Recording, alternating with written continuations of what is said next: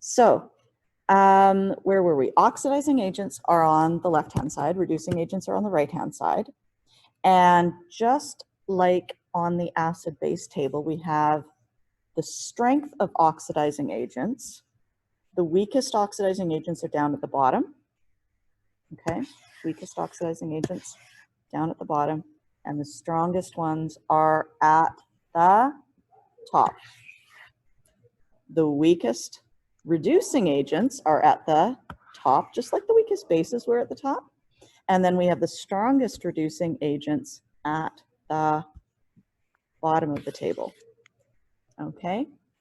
And in terms of a spontaneous reaction, so some of those reactions you saw last day, you saw, we had an aluminum strip, we had a magnesium strip in zinc 2+, and the zinc ended up plating onto the magnesium, and the magnesium ended up coming off as magnesium 2+.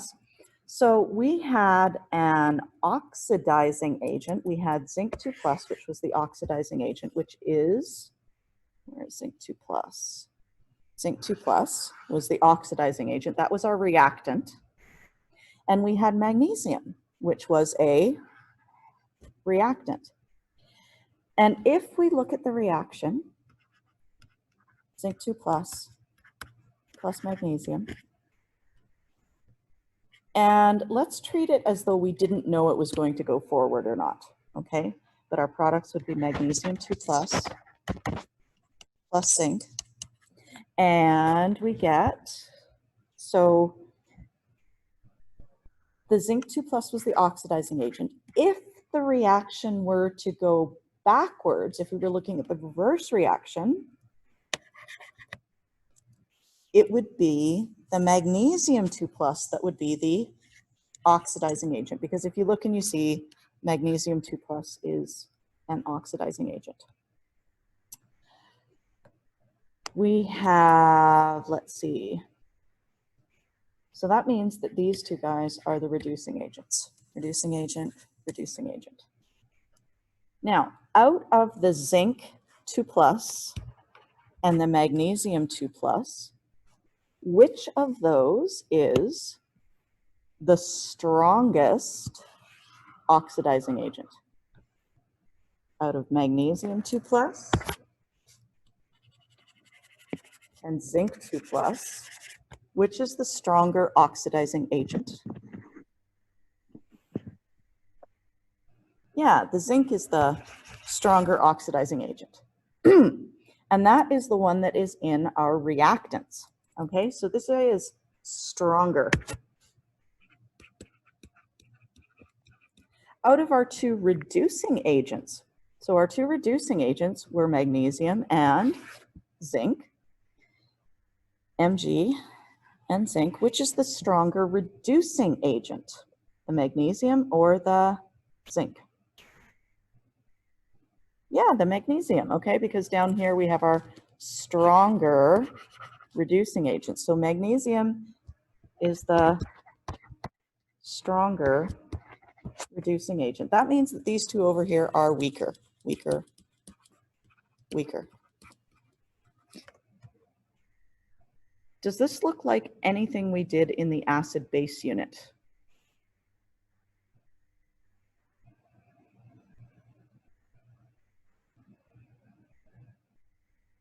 Does this look at all familiar? Yes. When you had the stronger acid and the stronger base on one side, that meant that we favored the other side because they were really good at doing their jobs. You would end up with the weaker species. It's exactly the same here. So zinc is really good at taking electrons, zinc 2+. So it's really good at taking electrons. And the magnesium is really good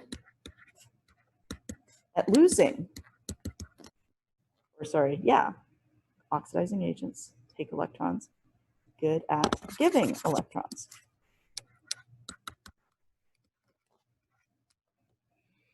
Okay, and that means they're really good at their job, so they will turn into magnesium 2+ and zinc 0, and they won't go back.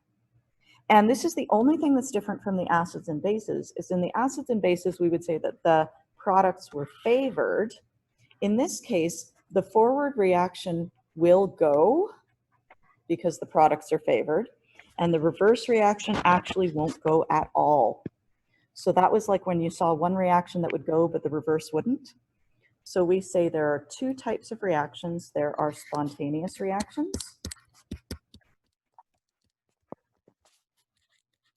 and there are non-spontaneous.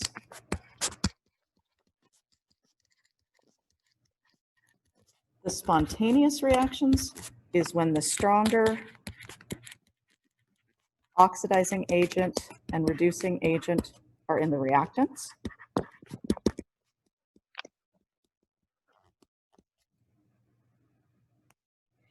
And a non-spontaneous reaction, which means it doesn't go. This is a go, this is a no-go. A non-spontaneous reaction is when the stronger oxidizing agent and reducing agent are in the products. There is a really quick way to tell if a reaction is going to be spontaneous. And that is the circle your reactants method. So if I circle my reactants, if I circled zinc 2+ and magnesium 0, which I've done here, zinc 2+ and magnesium 0, you can actually draw a line between them. And if I was to take a ball and place it on this hill, the ball would roll down the hill spontaneously. So anytime if you circle your reactants and the slope goes downwards from left to right, that is going to be spontaneous, because it means you have the stronger of the two oxidizing agents and the stronger of the two reducing agents. But it's kind of a nice little visual that makes it really fast. Okay, so if I was to say to you, would we get a spontaneous reaction or would the reaction not occur if I had, let's say,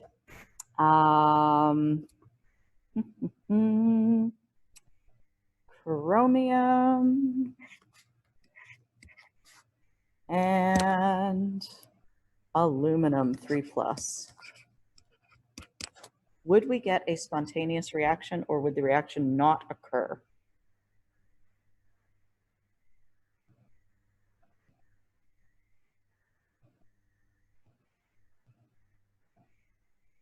And just in case you're looking, chromium is here and aluminum is here. Yeah, that's going to be a no-go, because if you look, if you circle your reactants and you say, okay, I've got Al3+, that's here, and I've got chromium, and if I put a ball on that hill, it's not going to roll up the hill. It just doesn't go. Okay, so that's non-spontaneous. What if I were to give you nickel 2+ and cobalt 2+?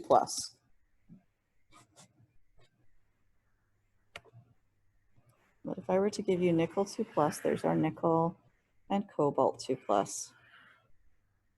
Is that spontaneous?